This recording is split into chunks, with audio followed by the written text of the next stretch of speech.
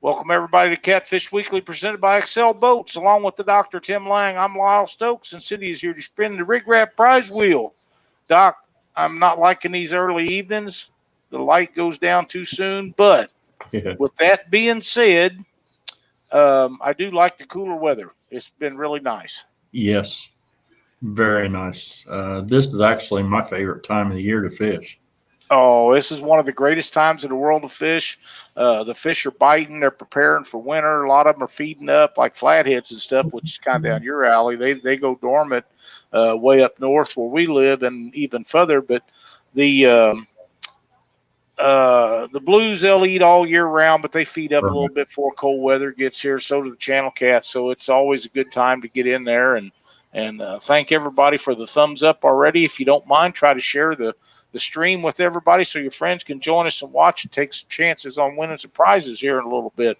We're going to try again, Doc, to give away our Texoma entry here in a little while. Nobody claimed it last week. I knew that when you pulled that name out that I had never heard of that guy before, so I don't know what the deal was with that, but we're going to try again. And please, folks, remember that you can't sell it. You can't give it away. If you cannot use it, just let us know, and we're going to give it to somebody that will. And we want to thank the Cat Masters for letting us do this. It's been a lot of fun, and somebody is going to enjoy that entry to the Lake Texoma tournament in January.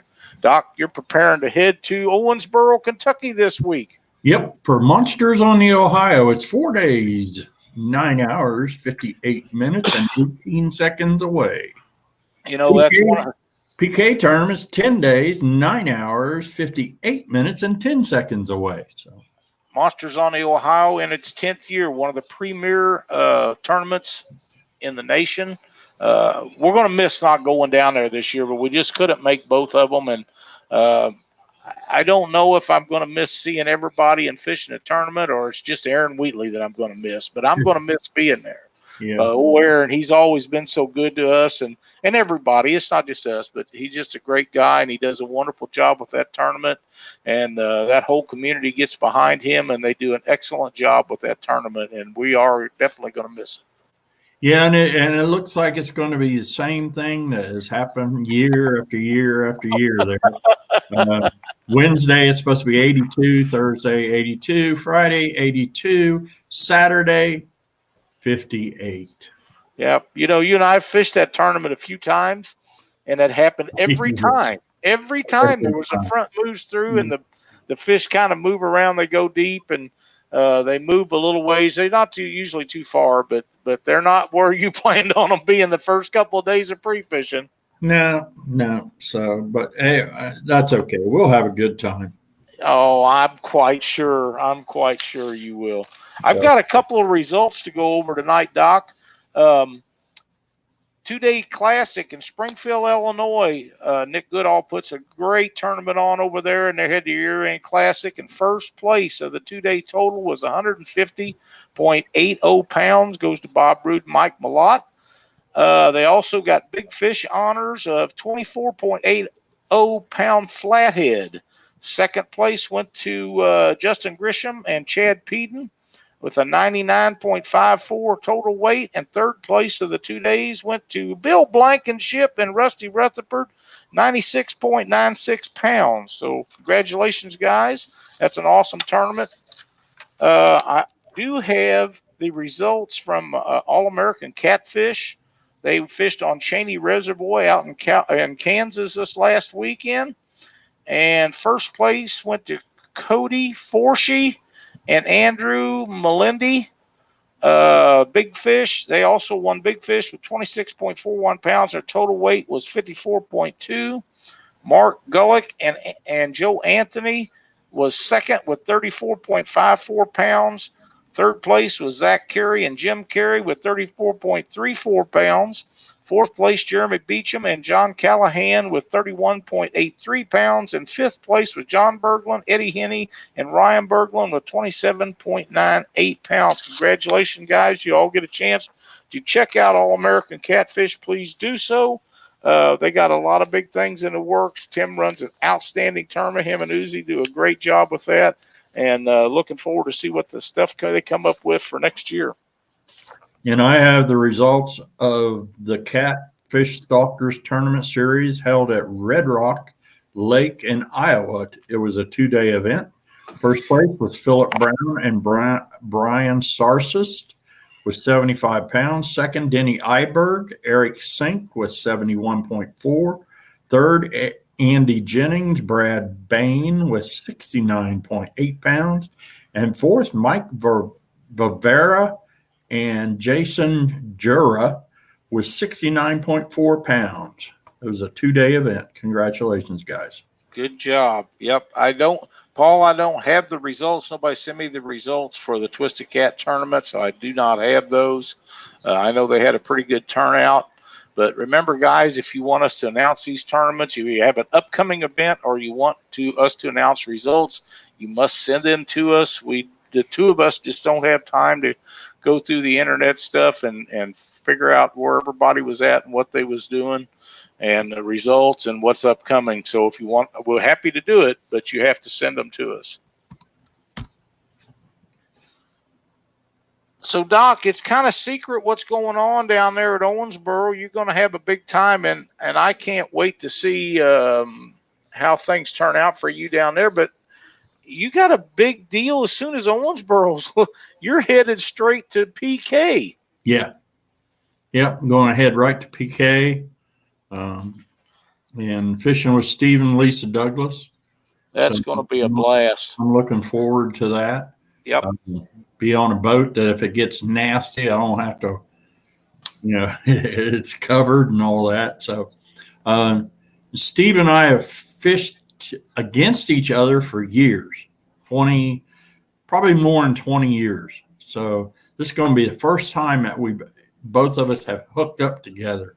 So it's going to be interesting. A couple of old school time guys that it'll be interesting to see how we do.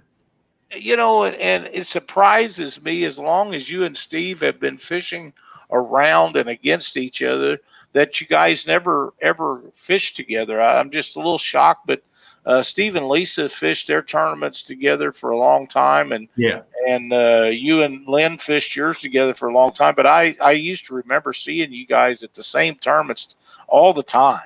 And I when you told me that you and him had never fished together, I just couldn't hardly believe it, because I thought surely you had at some point. And it just was caught me off guard. Always fishing against each other, so I'm really looking forward to it. It'd be a great time. We talked for years about just getting together and going fishing and stuff like that. So when this opportunity came up, it was good for me, and I think it'll be good for him too. We'll have a good time. Oh, absolutely. And Lisa, I'm sure she'll have her camera out, and I've told Steve and Lisa both. Lisa is probably, in our sport, the best videographer in the business. And I don't mean just by a little bit. Steve has told me stories of her leaning out over the boat, and she's just a little bit of a thing. And, she just does a bang up job with that video camera. And I'm sure you guys will have an absolute blast, and it'll be a lot of fun, and kind of jealous that I'm not with you, but I'm looking forward to it. I'll bet. And Steve's boat, it's a lot of room, big boat. You guys will be good down there. Yeah, and I've never fished out one of them Northwoods boats, so I'm looking forward to it. Oh, yeah. Yeah, and he put that bigger motor on it, so he can rock and roll now. Yeah, he can scoot. They're not blowing by him like they were when he had that 150 on there. Yeah, that 150. That's a lot of boat for a 150. Yeah. What can you announce? I'll be at the Monsters on the Ohio weigh-in signing autographs. Justin Fishing Fetish. Mike, how many pound scale is the rig wrap scale? 100 pounds. Or it might be 110. Hang on. I do know that I weighed. I use those scales for everything. I use them for shipping scales. I just hook onto the box and hold it up. They're so handy and so versatile. And I was testing those when Glenn sent me the very first pair of them, and I weighed 116 pounds, I believe, of lead in a bucket. The first time I tried to pick it up, I couldn't pick it up. There was so much lead in the bucket, I couldn't pick it up. But we ended up, I kept taking it out until I could pick it up with one hand and watch the scales, because there's two hands in the way all the time with that heavy old bucket. But I ended up weighing 116 pounds. So they will weigh a little bit over what they're rated for. 110 pounds was rated for. And they are extremely accurate. And if you're steady enough, they'll lock in to where you know exactly what your weight is. But I could never, that's why I was having so much trouble reading it, because I never could hold it steady enough with that 118 pounds with one hand to get it to lock in. But when I use it on a smaller bucket, which had around 70 pounds in it, it went ahead and locked in, and I could set it down and you can look at the scales and it'd lock into what it was. So worked very well. They work really good. Yeah, I've had these for a while, and I like the scales. Good scales, really good scales. I had them packed in my bag here. I knew they were there. I just had to find them. Right. Dig it all out and getting everything ready to leave. So sure. And you're going to be driving your truck, so you got room to pack everything you need. Oh yeah. So yeah, I've been taking a truck here just for the fact that, especially on long trips, it's the ride of my F-250 is tremendous. I mean, I can go several hundred miles before I have to get out and stretch a little. If I take the Jeep, I'm lucky to go 75, and then I have to get out, and my back's starting to hurt. But the Ford is a whole lot better. It's not as great a gas mileage as a Jeep, but you win some, you lose some. So yeah, it's a give and take on both ends with some of that deal stuff. with it. And how your Ford rides. So I do. I wouldn't. It's really hard for me to go back to an automobile after having these trucks. They ride so good anymore, and they're more comfortable for me. And you can see, if there's some dipstick pulls up beside you or whatever, you can kind of watch them and see what's going on, and you don't have to mess with none of that. So I just like them. Jeremy, you should have extra batteries with you. Oh yeah, this was one of Doc's tips. That's right. And Glenn just brought up a good thing: make a loop, tie it off high, then put the scale handle in the loop and suspend the scale. And there's a couple of different ways that you can do that. And I'm glad you brought that up, Glenn. On these scales, let me get over here. I want to make sure I have trouble seeing. On these scales, this handle comes out. So, 550 paracord is great for this. You can just make a couple of hitches, stick it in there. The other thing you can do is you can take the handle off of your net, slide it through that loop, and then you can weigh that fish. And, if you have 3 people on board, it makes it nice because 2 people can hold the handle on your net, and then the third person can read the scales. That's exactly right, and that's how we do ours. You take and make a couple of hitches, one on each side of the metal piece as it comes up on that handle, and run your handle off your net or something else through there. And it's a lot easier for 2 people to hold that up, one on each side, than it is for one guy to try to, especially if it's a big fish. If it's 30, 40 pounder, it's not so bad, but 2 people can hold them up, and if you got the third person in the boat, like I say, they can read the scale or take a picture of it or whatever, and that's definitely the way to go. Yeah, but they're very, very accurate. Jerry, are you going to be at Monsters on the Ohio? That's Jerry Ishcomer. He said that he's put 22,000 miles on his truck this year. Yeah, that's what he just posted in chat. Wow. Yeah, I thought we put a lot of miles on. Yeah, I put 22,000 miles on my F-350 this year fishing. Wow. okay, is a different ball game. Yep. So, but all right, and you know, I didn't know what we had planned here for tonight, Lyle. So if you want to, let's kind of go over some. Okay, so we're having a weather change, and the water's going to start to cool down. At that point, I really like going to live bait fishing, using gizzard shad or bluegills, gizzard shad being my favorite. And I have several different ways that I fish with them, and I have several different methods that I fish with them. One of my most favorite is just on a slip rig and just anchoring them right down to the bottom, maybe on a rock pile or near a brush pile. One of my other favorite ways to do it is, you know, we've talked about, let me get my tools of the trade out here and get me over here where I can make sure I see, you know, we talk about the Joey Kirby rig. This is this rig right here. It's got the bobber and it's kind of got a rattle and stuff like that. It's got a wire that goes through it. Well, I do what is I call a modified Joey Kirby rig, and this is really good for flatheads. And here it is. This is all it is. I just use the 2 beads. They're on a mono. I got that big bobber that's on there, and then 2 beads up above it. That way it just kind of it'll make noise. But what is nice about this rig is you can take a gizzard shad and you can hook him, and that bobber will float him above the structure that you're in. He'll try to get down away from it, and the bobber will just pop him right back up. So how do I do that? All right, so here's my old trusty shad that I just picked up. It makes a little bit of noise, and they make noise when you start hooking them. So ways that you can hook these shad.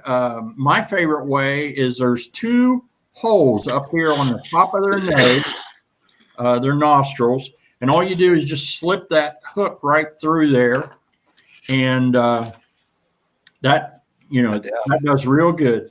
You don't want to really when you cast it, you just want to kind of lob it. You don't want to rip it back and let her fly, because it will pull that hook out, especially if you're using a big 8 or 10 aught circle hook. Another way to do it that I like to do, and it only lasts for just a few minutes, and I like to do it on an active, if I know I've got an active flathead that I've marked in a brush pile or rock pile. Rock piles are one of my favorites.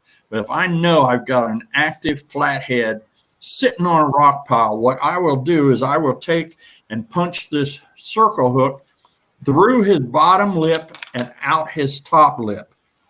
Now, what that does is it suffocates the shad, because he can't pull water in through his mouth and out through his gills.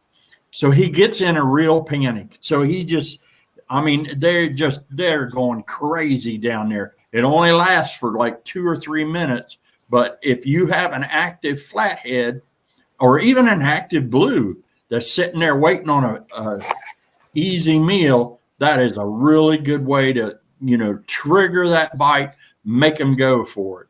The other way is to go in the back, just below the fin right there. If you go too deep and you catch that spine, you'll feel that shad, he'll just kind of vibrate in your hand, and you might as well toss him out, because he ain't gonna last very long.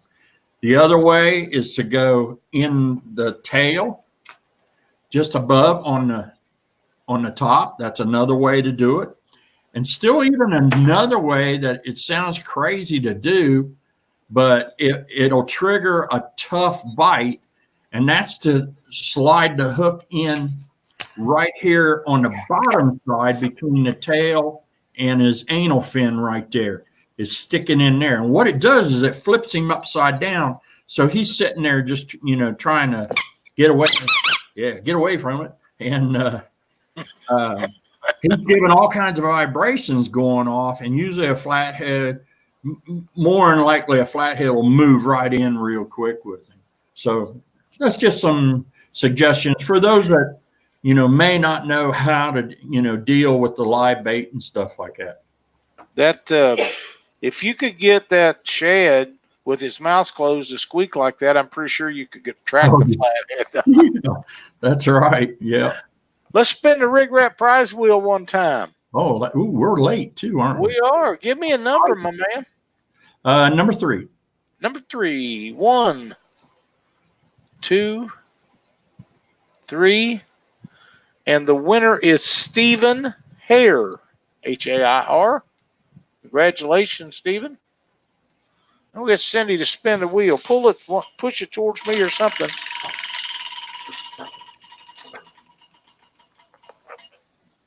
Dale's Tackle. By the way, Dale has been in the hospital, so you guys be sure to keep Dale in your thoughts and prayers. I know he's having some issues.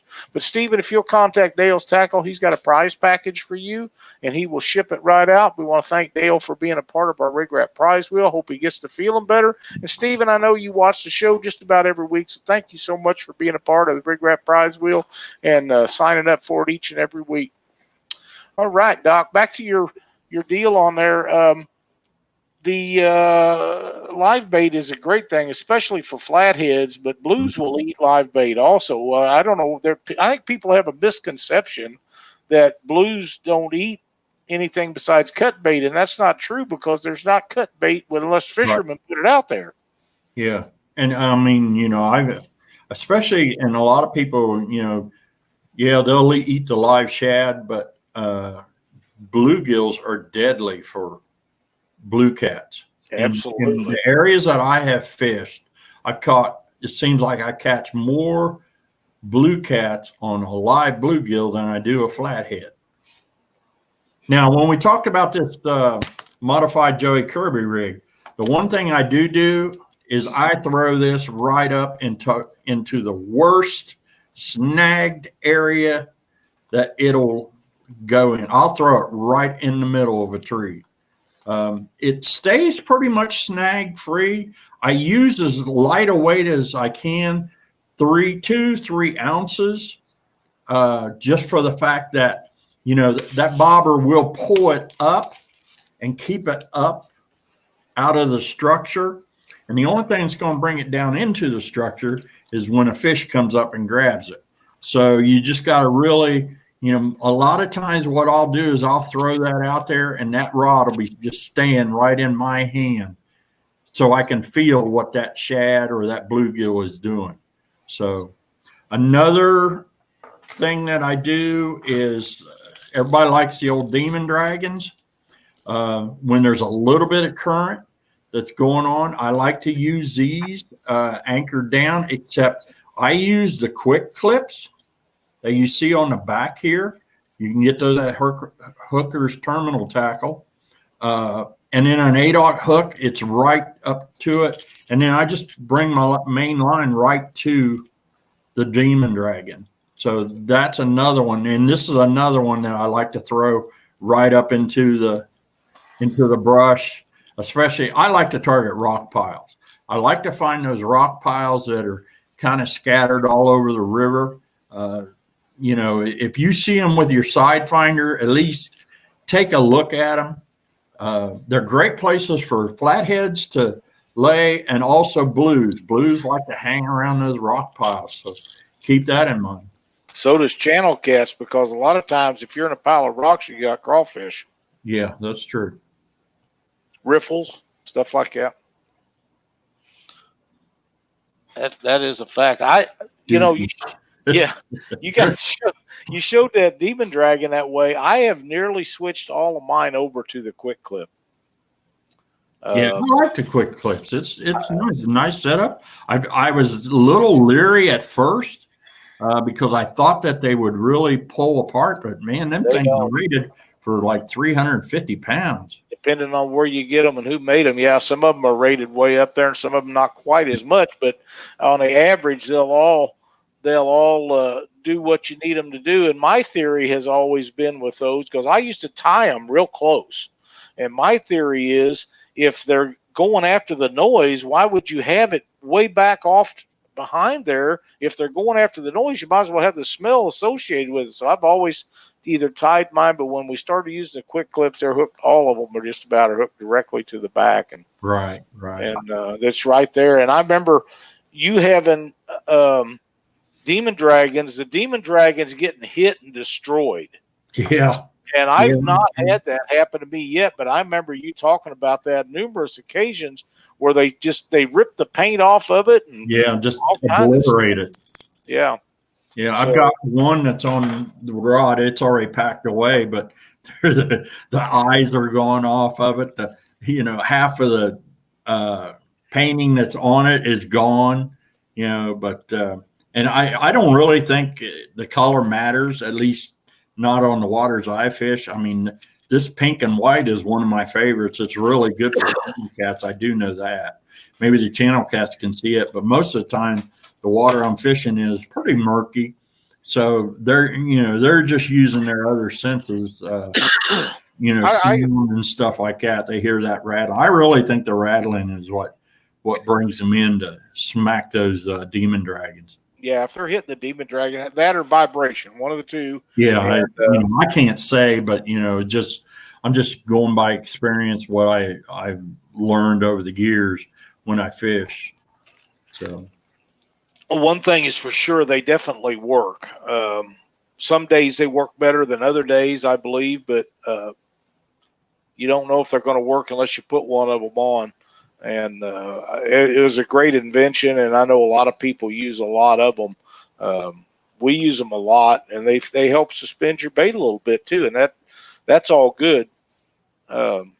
Especially if you're going to be in places like PK, to where you need suspended off that bottom a little bit, or you're going to be losing a lot of stuff. Yeah.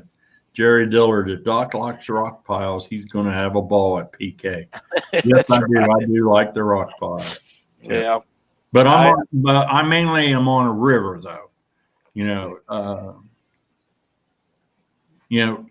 And I'm on rivers that, feed into lakes and stuff like that. Watts Bar, down on Tennessee River, that kind of stuff. But I am constantly looking for rock piles. Especially something that's out of the way that most people would end up missing. Any kind of structure that attracts bait fish will have fish nearby. Right. That's just the way it is. Rocks is also one of my favorite things. And when we're on the Mississippi, say we're down at St. Louis where they have a lot of riprap, I really like fishing that riprap. But you need to keep it up just off of the rocks, or you'll lose a lot of stuff. But there's always flatheads, channel cats, blues. They all like it, and I really, really do like that. So, ooh-wee. All right. It's almost time to spin the Rig Wrap prize wheel again, Doc. All right. Well, since we were so late on the other one, let's go early this time. All right. I can do that. Cindy, give me a number. 1. And the winner, Donnie Moore. I don't think Donnie's ever won before on the show that I remember. Donnie fishes with his son, Donald.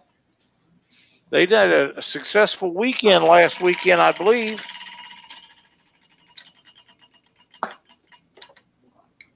Structure snakes. Donnie, if you'll contact Rusty Jackson with Structure Snakes and tell him you was a winner on Catfish Weekly, spinning a Rig Wrap prize wheel, he will hook you up with one of their great products.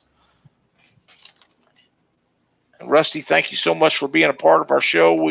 I visited with Rusty just a little bit this afternoon online, and we use those Structure Snakes a lot, have great success with them. We haven't ever lost one yet, but I have a feeling that I may change that by the time we get to PK. If it's like everybody tells me, then all you do is lose tackle down there. So I'm kind of anxious to get there and I'll definitely be trying them out, but we'll have plenty of stuff in case we do lose some things, because I have a feeling that there will be some to lose. Yeah. Don't forget at PK, $1,500, 3 days in a row for the biggest fish turned in on those 3 days. So, really? Yep. Oh, I call it bounty fish. Yeah. That's $1,500 a day. Man, that's a lot of dough. Really is.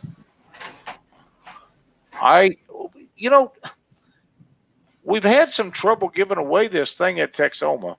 One of the things is people have been really, really honest if they can't use it. That's the deal. If you can't go, you cannot sell it. You can't give it away to somebody else. You either have to use it or you have to give it back to us, because whoever wins it, we want them to go and fish the tournament. So I think that we ought to try to give it away here after early, and then if somebody says they cannot use it, then we can at least have a second shot at giving it away. But if they're not watching the show, then you have till Sunday to let us know, and at that point, come Monday, it's game on again for the next person. But if you happen to be watching tonight in the show, let us know if you can go or you cannot go, and that'll determine if we get a second drawing on it tonight. So, Doc, whenever you load up, we'll do that. We are loaded up, and the winner is Lisa Haraway. Lisa Haraway. Haraway? Yep. I'm pretty sure Lisa's going to want to use that. So, Lisa, if I know you're in watching the show, let us know if you plan on attending the Cat Masters at Texoma. But I'm betting she will. Her and her husband just won the Mississippi River Monsters here a few weeks ago. Oh, okay, yeah. Oh, what she says. Oh man, congratulations, Lisa. I know most you're going to want to do that.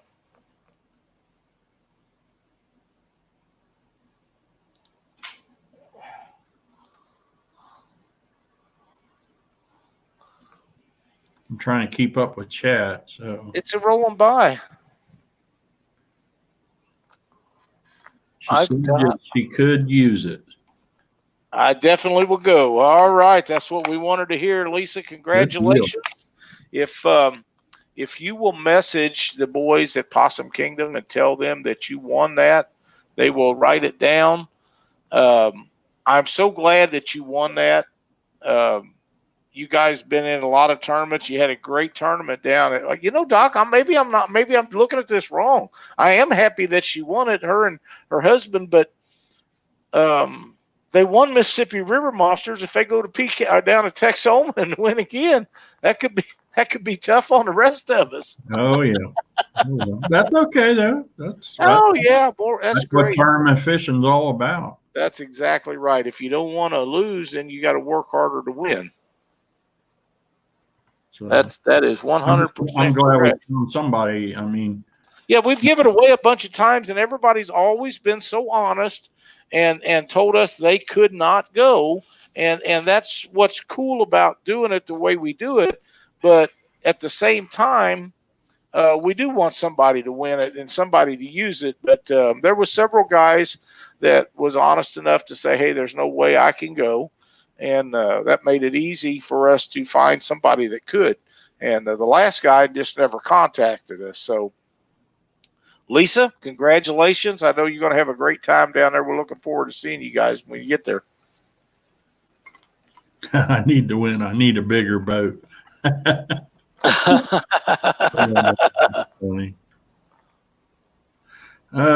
Team Wampus Cat Doc, I got to get a hold of you. Got the best EMS story in 18 years of doing it. Oh, wow. And last night. Yeah. Oh, wow. That's cool. Yeah, we talked about that. Doc, do you slow down your presentation on cameras? Yes, I do slow down. And I also normally I go deep water. And I try to get as close to the structure as I can. And I'll go ahead and give you a story And this happened at Winter Blues on Wheeler, I believe. Jason and Vicky and myself were fishing out of my boat. We had pre-fished on Wheeler Lake for 3 days.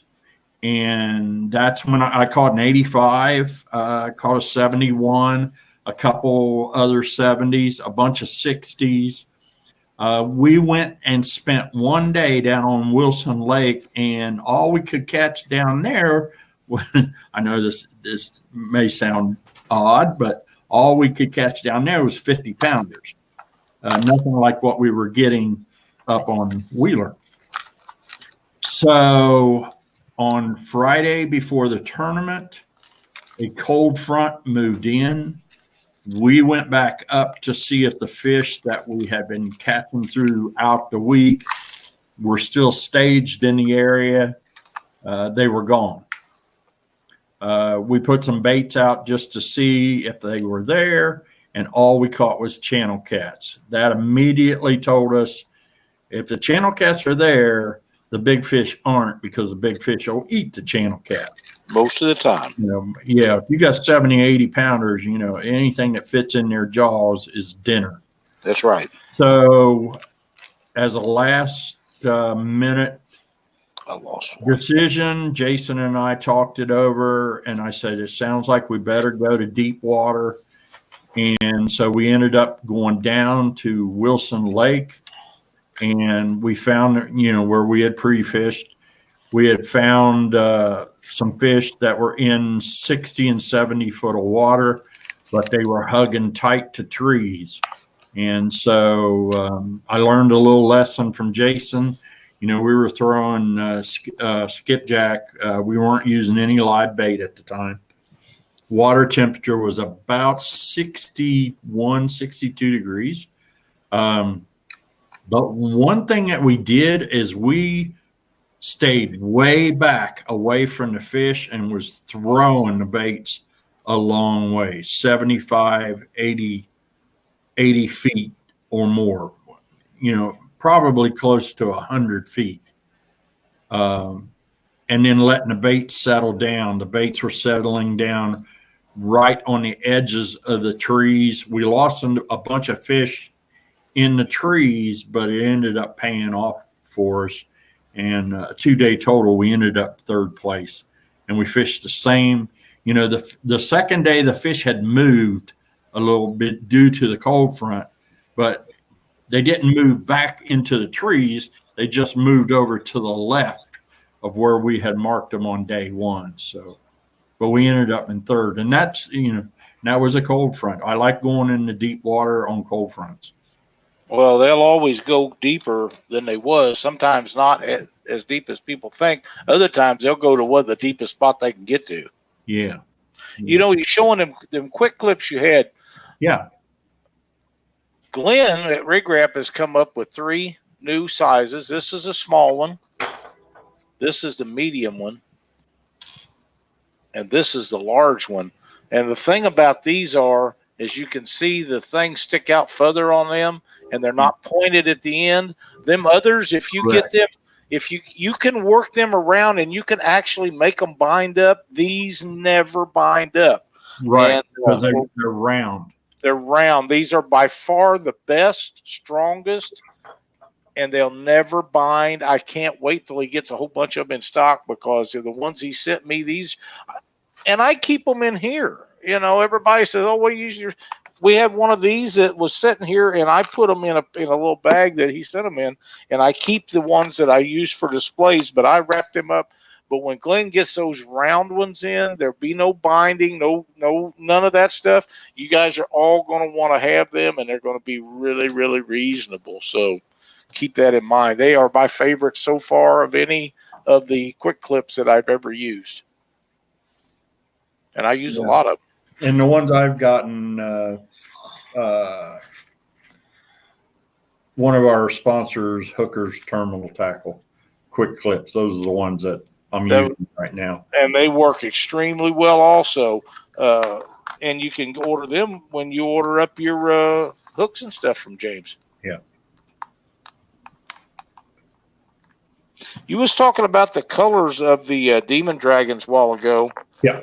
I agree with you. I'm not sure that they make a whole lot of difference, but the silver ones are the ones that I really like. And the reason I like them is because sunlight, if it does get down to the depths I'm fishing, will reflect that off of there like a shad does when the sunlight hits him.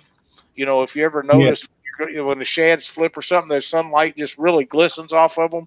I've noticed that the silver ones that Nate and Mallory have, they really shine up the when the sunlight hits them too, whether they're on top of the water or just below the water or just hanging in the boat.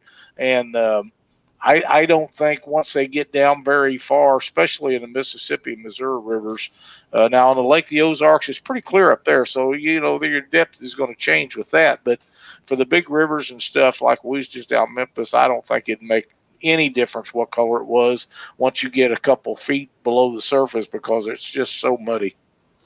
Yeah, you know, and like we've talked in past, I think it's a noise thing. Yep. The noise that these things make is, I think that's what, you know, it gets their attention.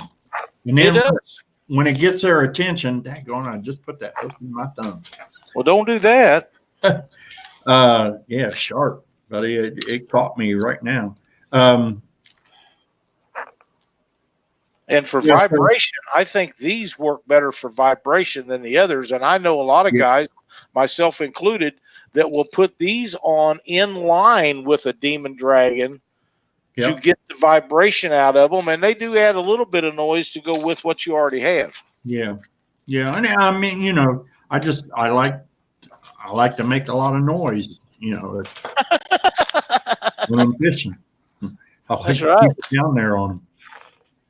Well, anything that'll help you catch more fish. And the only way you're going to know if it helps you is to try those things. And what works for you and me and whoever else does not mean it'll work for the next guy. And what's working for them may not work for us. And situations and difference in lakes and rivers and current, how much, how fast, how slow it is, all those things play in to affect on how they work. Matthew Shot. Yeah, you don't see my friends from Toy Story. They're hanging on the boat. They're on the new boat that's down in the barn. So they are hanging on the back rail right now. You have any updates on the boat for our viewers? I'm getting things there. I'm waiting to it doesn't have a live well, so I'm getting a live well made from D&T Customs. Awesome. Just waiting on that, and that will be the last, and then I'll be breaking it out. Good deal. I'm anxious to see it. Jordan Lear Outdoors says black shows up in dirty water better because it creates a shadow, and I agree with that. Isn't that what bass fishermen do? They flip the dark colors. Well, especially when they get down deep and there's not as much sunlight. That's exactly right. I agree with that 100%. But still, if the sun's not getting, once you get so far, the sun's not going to penetrate. And if there's a shadow, it'd be so minute. But I think sit is probably the number one factor. Noise and vibration being the next two. Yeah. But they do go after noise and they do check out vibrations. But yeah, if they can smell it and it's something that they want to eat, they're going to go get it. It doesn't really matter. Hey, it's time to spin the Rig Wrap prize wheel again, Doc. Give me another number. 5. 1, 2, 3, 4, 5, and the winner is Cash Grimes, Grimes.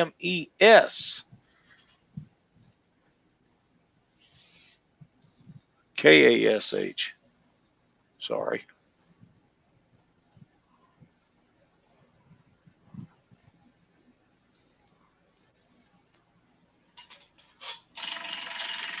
Give her a zing. Hooker's Terminal Tackle. Cash, if you will contact James R. Wood and the crew over at Hooker's Terminal Tackle and tell them you won some Reaper hooks off of the prize wheel. He'll ship them out to you. Thank you so much, James, for being a part of our prize wheel. And Cash, thanks so much for watching Catfish Weekly. I know you're another one that enters and is in the drawing for the prize wheel every week, and we appreciate it so much. Enjoy your hooks, and James will get them to you. All right. Wow, we got 75 thumbs up and 4 thumbs down. Somebody must not like what we're talking about. Must not. Oh, well. That's we've been doing it for a long time. We're not going to stop. So it is what it is. She has a zinger. Yeah, she's been spinning the hell out of it tonight, man. Man, I'm excited that Lisa won that giveaway. It's that's going to be a lot of fun. That'll make her trip. Are they from Alabama or Georgia? Lisa Haraway.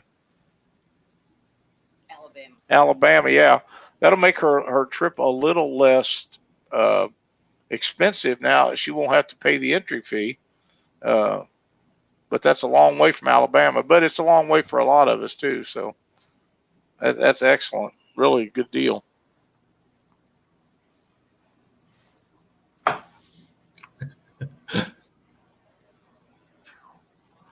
How do you do the thumbs up? It's right there below where we're talking, where it says Catfish Weekly 293. If you look over to the right in the center of the screen, there's a thumbs up, and then there's a thumbs down.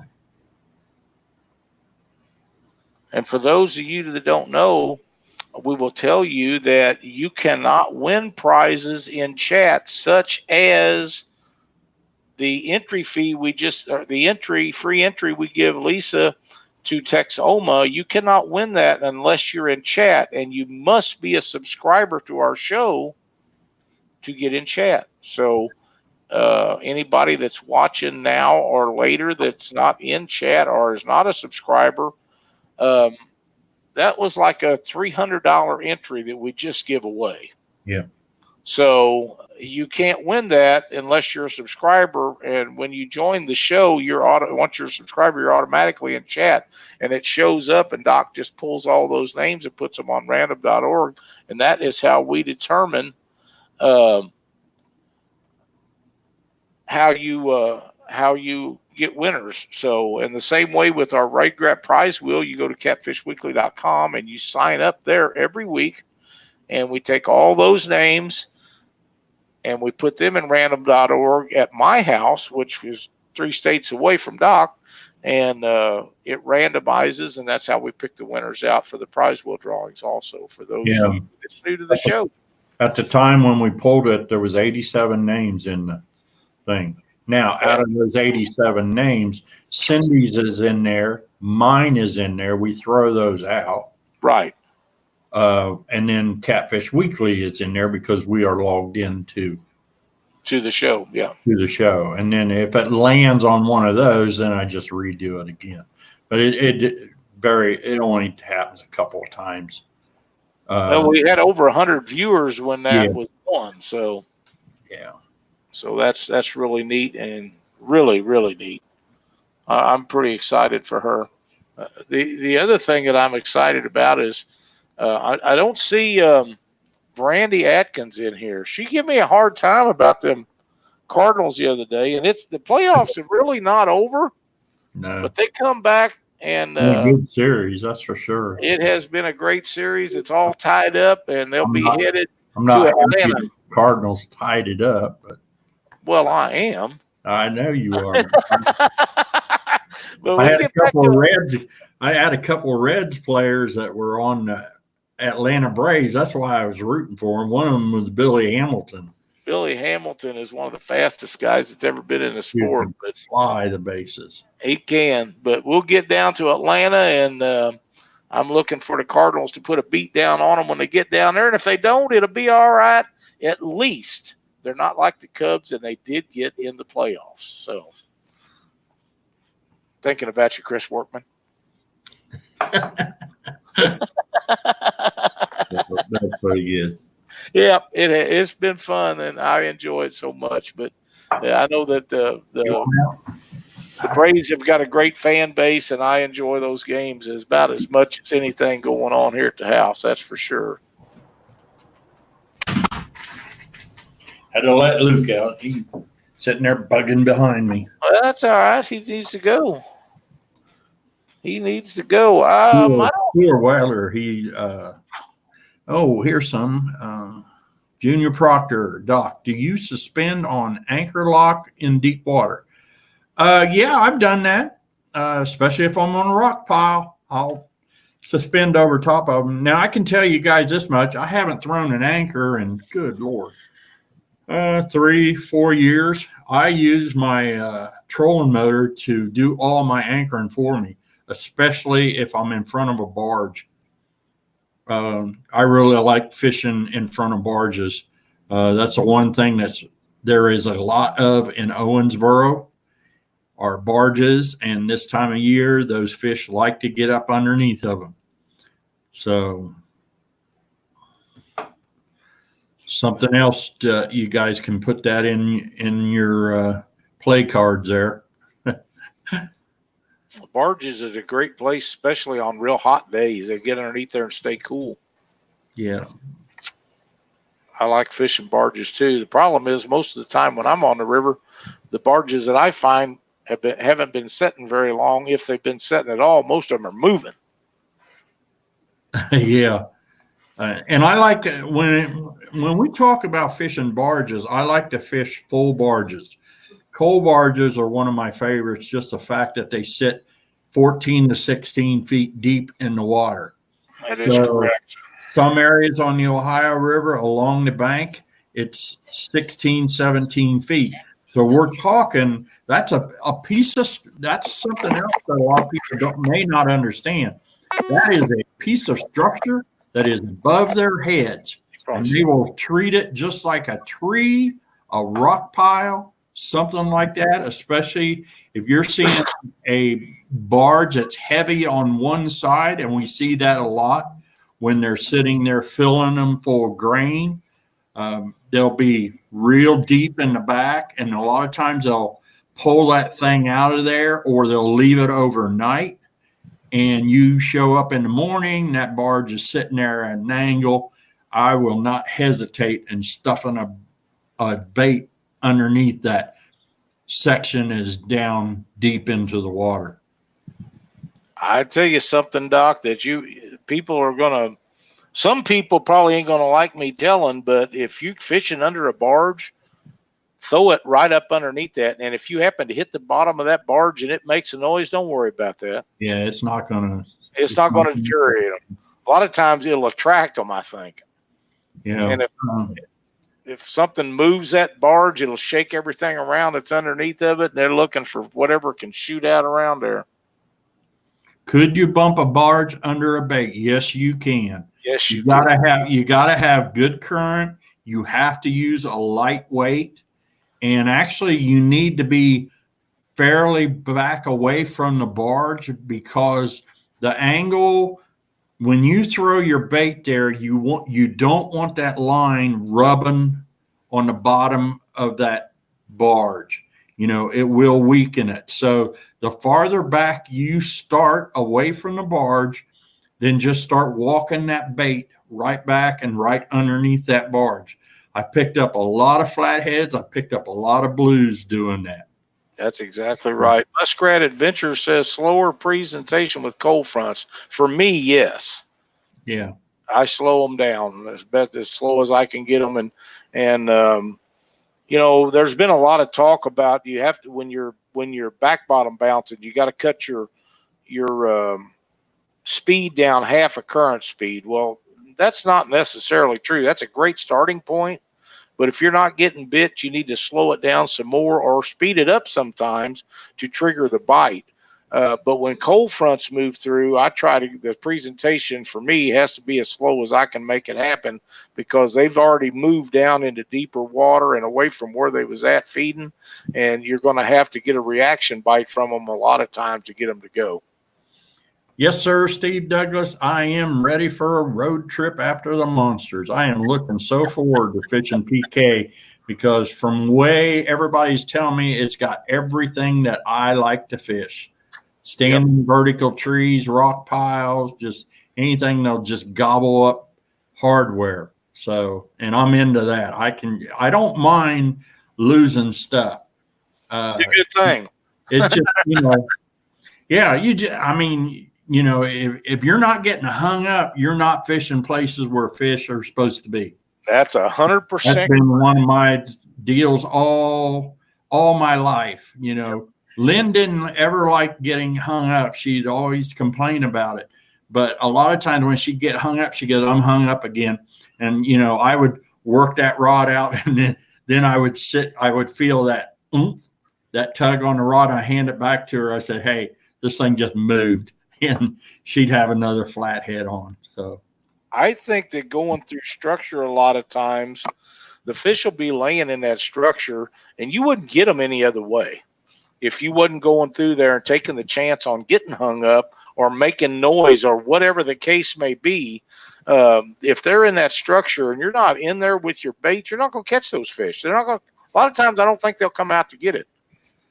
And that Skip Stewart, that is a good question. Do you use live bait when you catch a flathead's bumping? Generally, no. Just because I'm picking it up, I'm setting it down. I'll use cut bait, skipjack or shad. One of my favorite bumping, when I'm bumping a barge, one of my favorite is a large shad head or a large skipjack head. There are no skipjack heads that are too big to use when you're bumping. That's right. Bigger baits, bigger fish. Yeah. And then, one of the hardest things that I have doing is downsizing. There are times where you have to downsize. One of the guys that I have fished against and with for years is Willie Smith. And I have seen that guy catch fish on thumbnail size. And I mean big fish, 40, 50-pound flatheads on a thumbnail size piece of bait. I cannot get myself to go that small, but I've seen it done. One of the things about using big bait, it keeps the little fish from messing with you. They can't. If you got a skipjack that's 1.5 pounds, the head, you cut the tail off of him, it's too big for a little fish to take. But big fish can get it. And if you're trying to wade through the little ones to get to the big ones, that's the reason I like big baits a lot of times. But if you need to put fish in a boat to fill out a limit, big fish will take little bait too. But so will the little ones, and it'll get you a limit if you're running close on time or whatever, and you just need 1 or 2 more bites. Yeah. Okay. So here's another question. Okay. Call me crazy, but what is bumping? Go ahead, Lyle. I got to let Luke back in. Okay. Bumping is when you are got your trolling motor in the water and you have current coming back, and you put the point of the nose of your boat into the current, and you drop it in and you turn it on, and you're trying to cut the speed of the current with your boat while it's drifting backwards. So if you're in 3-mile-an-hour current, the ideal place to start is around 1.5 miles an hour going backwards. And like I say, if you're not getting bit, then speed it up, slow it down. Most of the time it's slow it down, but I have seen occasions where when you sped it up, it gets bent. And don't be afraid to move that a little bit. I like 3, 4, 5/10 of an mile per hour as you're going back, and then you drop your baits in with a cannonball or a bank sinker, and you just bounce it off the bottom with your reel disengaged and using your thumb. And every time you raise it up, you let a little line out and you feel it hit the bottom. You raise it up, let a little line out, and when it hits the bottom, and you just keep doing that. And the idea behind it is that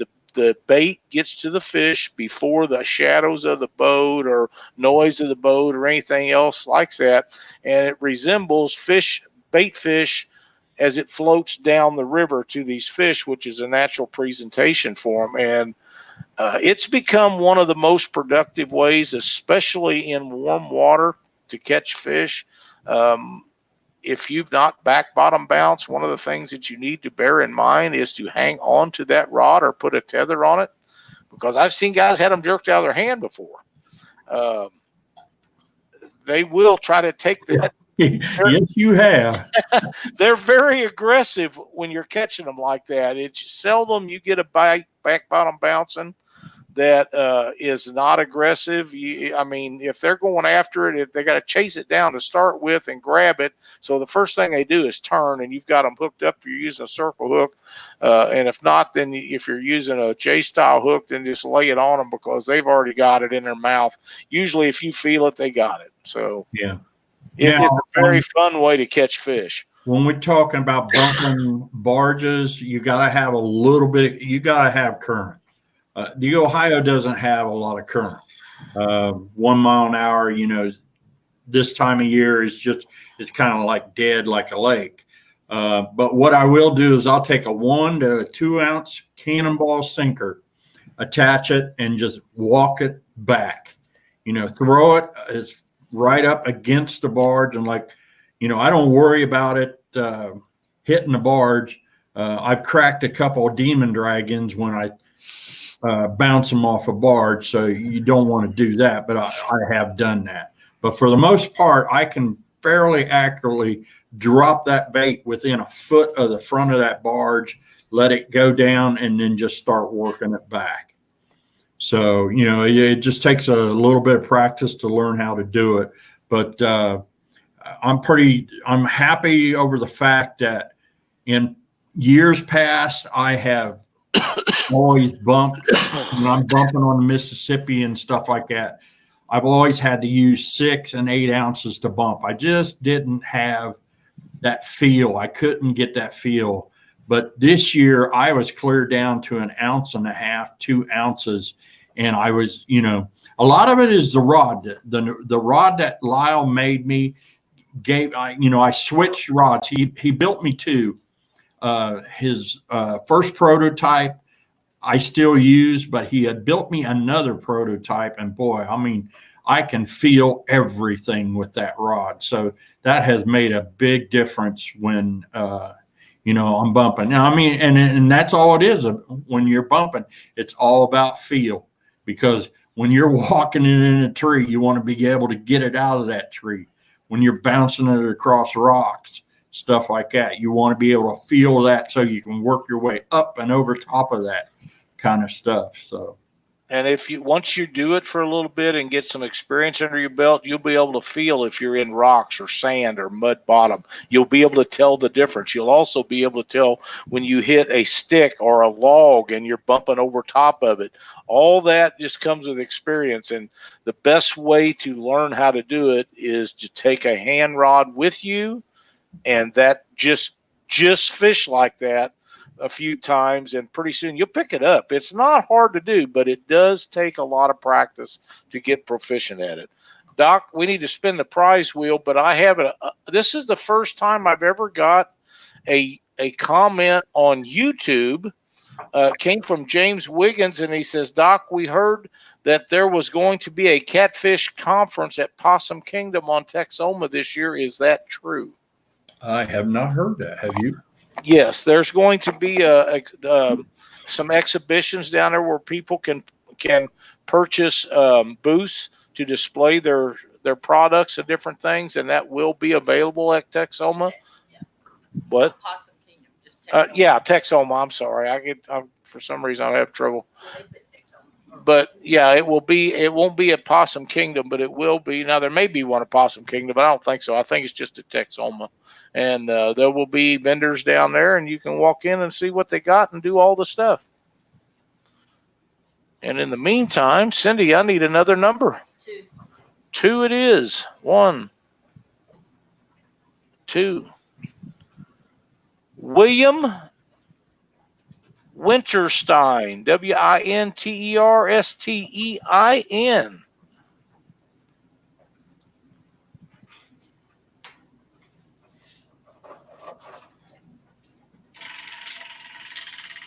And you got the wheel spinning on that thing tonight. Catfish Clothing. William, if you'll contact Matthew Miles at Catfish Clothing and tell him you was a winner on the Catfish Weekly show playing the Rig Rat prize wheel, he will hook you up with one of his products. Thank you so much for watching the show. And Matthew, thank you for being part of the Rig Wrap Prize Wheel and a sponsor to the show. We appreciate it so much. All right. Let's see, I just missed something here. David Funk, still waiting on the bumping rod I won 3 weeks ago on Catfish Weekly. Those when we took that, those Tony announced that those hadn't arrived and they would ship when they come in. So just bear with him. He'll ship them out to you just as quick as they come in. That was we talked about that up front before we ever done that. Mike Lewis, how about if you use a float and not let your bait hit bottom and put it on a planer board to get your bait further under the barge? That's a good option. I like that. I've never tried it, but I've got a lot of tricks in my bag that I can always bring out. Lake Texoma is when, Cindy? January the 24th through the 26th. January 24th through the 26th. Oh, Lyle, looky there. 100. Guess what? We're going to give away some of Glenn's stuff. In Glenn's pocket. All right. So let's see who we have. And the winner is Joe Buck 66. Joe Buck 66. Joe Buck 66. Lyle, have you got that stuff? I don't know what Glenn wants to do, so the best thing. Oh yeah, sinker slides. That's it. Easy sinker slides. Joe, if you'll just send me your shipping information, you can either message it to us on our Facebook page, or you can email me at catfishweeklytv@gmail.com, and I'll send you out a package of sinker slides. Easy sinker slides. The ones that we like, they're so easy to take on and off, and you don't have to cut your line to remove them. You'll love them. I think Doc's got one right there. No, I don't. You don't? I grabbed a rod. I had somebody asking me about the rod. So here's a rod that I'm using.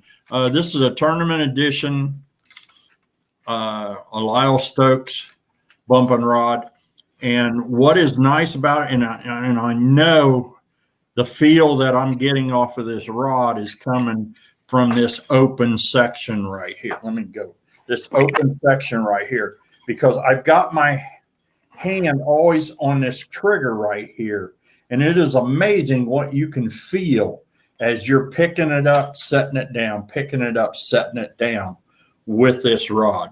Using Suffix braid. And actually, I was pretty proud of the fact that I outfished Jason Mathena. And Jason is a tough guy to outfish. But I teased him about, well, the reason I beat you is because I had a demon dragon on there. And it was making a lot of noise. So, but this is my outfit that I use. I've got the large barrel swivel up here. And then a drop line, 3-way to a drop line, and it's about 18 inches long. That's that's my standard bumping setup that I use. Jason Mathena is a bumping machine. Oh, him and Vicky both are. They just bump, and he's extremely good at it. I'd like to know how many people he's actually taught to do that. A lot. He showed a lot of people how to do it. So that's really cool. How about a tip of the week tonight, Doc? You got something? Yeah, I got to grab it. Okay. Okay, on my old boat, 240 Pro Cat, I had the standard marine band radio. My new boat doesn't have the room that I had in my old boat. So what I ended up doing is I bought this. This is a Cobra handheld VH marine band radio. This thing is pretty awesome. What I do like about it, it's got a scan feature, and it's got the Weather Channel on it. So, you just go in there and you get on channel 16. You can hail barge operators. You can sit there and talk to them, let them know, hey, am I in your way? And here's how I do. This is how I hail a barge operator, I will say fishing vessel hookedOnCatfish.com. Do you copy me? And I'll ask the barge operator, if he's coming down river, I say coming down river at a certain location. Usually they'll come right back. I learned a lot of this stuff from my buddy Kurt, and Lyle knows who I'm talking about. He's been 36 years. He's been long time. And he said he talks to fishermen all the time because he is a fisherman. So, if you hail these guys, they'll work with you. I know you don't like to move. You got to move out of their way, but at least once they pass by, you can slide in behind them, get back on your spot. But these things are invaluable. So that's Doc's tip of the week. This unit's about $150. So and it's 6 watts, which is line of sight on these things. As far as you can see, it'll transmit that far, which is plenty. When it comes to being on the river or your coastal water. So that's Doc's tip for the week. You can also use those, Doc, for contacting the dam operators to lock through and different things. Lock masters. Yep. They're extremely valuable. And if you're in trouble, that is probably one of the best things other than a phone that you can get a hold of someone with. Yeah. And the other thing I liked about this kind, it's got a weather alert. So if the weather gets nasty on me, it's going to go off and tell me that there's something going on, lightning storm or whatever. So really very, very valuable piece of equipment. Sonny Parker says he thinks his reaches 5 miles, which is probably far enough. Oh, yeah. Because if you're seeing a barge, he probably isn't 5 miles away most of the time. Great show tonight, Doc. I really enjoyed it. Congratulations to all the winners. Yep. Another good tip of the week. Now, something else I'll bring up. Okay. With me being retired, it has opened up a lot of new avenues for me. One of the things that I am going to do, and I've done it for years, but this year it looks like everybody's wanting me to come to their shows. So I'm going to be talking at the Columbus, Ohio fishing show. And then I'm also going to talk at the Cincinnati show, all about catfish as usual. Very good. One of my sponsors, Offshore Tackle, I'm going to talk about the planer boards, that kind of stuff, how to run them and, dragging. And so, some of the people that support Catfish Weekly, they'll get, I'll go over some of the stuff that I like to use of their products. So, but, if I'm at a show and you see me come up and say hi, I have a lot of trouble remembering people's names. Once I see a face, I've got it locked in, but a lot of times I'll just, I'll have to look at them and say, help me out and tell me what what your name is. As far as dates, give me a second. Go ahead and talk a while I'm doing. There's another guy wanting to know about having a Lowrance setup segment, and I think that you would probably be very good at that because you're probably one of the best I've ever seen with a Lowrance. You can do hummingbirds too, but yeah, I've gotten better at hummingbirds because I've been in everybody's boat that I fish with got a hummingbird in it. So I've learned. Well, there's a reason for that. Yeah. But yeah, you've been doing Lowrances for as long as I can remember, and you've done some wonderful things with the one I had. Okay, so the Columbus Fishing Show is February 7th through the 9th. And then, oh boy, they didn't tell me. I don't remember when the Cincinnati show is. Okay, well, we'll get it for you and have it for you. I'll have to look that up. I got a feeling I may have stepped over on something again. I got to start writing this stuff down on the phone. Yeah, Cindy does. She uses her phone for that all the time. But if I'd done it, I wouldn't know where to go back to find it. So, that doesn't work out really well for me. But I'm looking forward to that. I've done seminars for years, but now it's just everybody seems to, Catfish Weekly has really opened a lot of avenues for me. So I appreciate it. That's great. Well, we used to do a lot of seminars. So many of the ones that was done in the North Missouri area for us are not doing them anymore. One of my favorite ones that I used to go to every year was held in a high school up in North Missouri, and it was to benefit the FFA club. And we enjoyed that so much, and we went year after year and had great times, and we do seminars and set up booths and stuff. And I really missed that one, but they outgrew the high school gym in the little town that they had it in. They had some of the people that was behind it kind of a falling out, but they had everything from tractors to lawn and garden stuff to fishing stuff, hunting shows, and it was a huge deal. And I think that is something that some of these schools need to look into, because, you could attract several hundred people. And if you get some guys, one of the guys that used to go up to that one was Chris Brackett. For those of you that follow bow hunting on TV, you'll remember Chris used to be a big deal in the bow hunting shows. He got himself into a little bit of trouble, but that doesn't mean he's a bad guy, because he used to come over and we'd spend a lot of time with him visiting our booth. But those things attract a lot of people and bring a lot of money into your community. And I think for these FFA clubs and different things that these high schools should look into some of that. That was our favorite one we used to go to for a long time.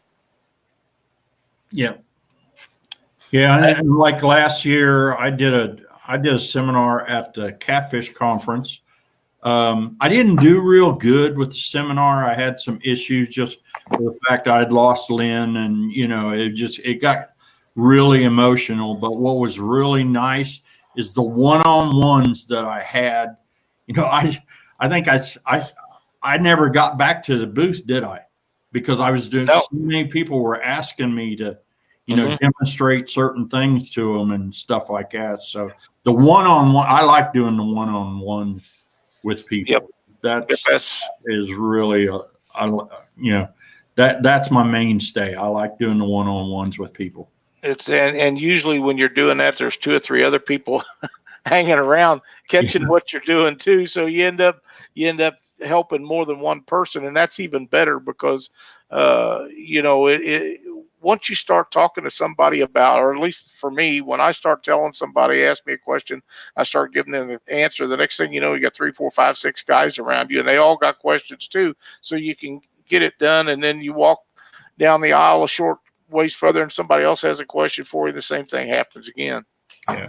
So I've been doing this for a long time. I've been fishing catfish a long time, and I have always shared information. Maybe a little too much, because it's bit me a few times in tournaments where somebody, I used your tip, and that's how I won this. I daggone it. But hey, that's what it is. It's all about trying to get as much information out there. People are hungry for this kind of information. So that's right. More than happy. I don't know how many more years I've got to do this. Hopefully another 10 years. I turned 67 in April, so 77. That'd be. Hopefully my grandkids are taking me in the boat by then, and they're handling the boat, and I'm just sitting there. Real in. Yeah, give me a rod when you hook one up. I remember you and I and Noah Ishcomer was having at a motel. We picked out a conference room because we was showing each other how we snelled hooks one night. Hooks, yeah, and they were all 3 different ways. Every one of them was different. We sat in there and snelled hooks for 30 minutes, I guess. Yeah, that was kind of cool. It was really good. So thanks, everybody. We appreciate you taking your Monday night out and joining us here on Catfish Weekly. Yep, absolutely. We appreciate all the sponsors that help us do what we do, and all the viewers that watch us every week. So be sure to sign up on Catfish Weekly next week. Go to catfishweekly.com and sign up for your chance at the Rig Wrap prize wheel. And Be sure. Hopefully, I'll be able to get a signal. Yeah, I hope so too. That'd be awesome. I'll be at PK the following Monday. Yeah, next Monday. Right. Yeah. So make sure that you subscribe to our YouTube channel. Share the video with your friends. To win prizes in chat, you must be a subscriber. That paid off today for Lisa Haraway. Congratulations again to all the winners. See you next Monday night on Catfish Weekly. Thanks, guys.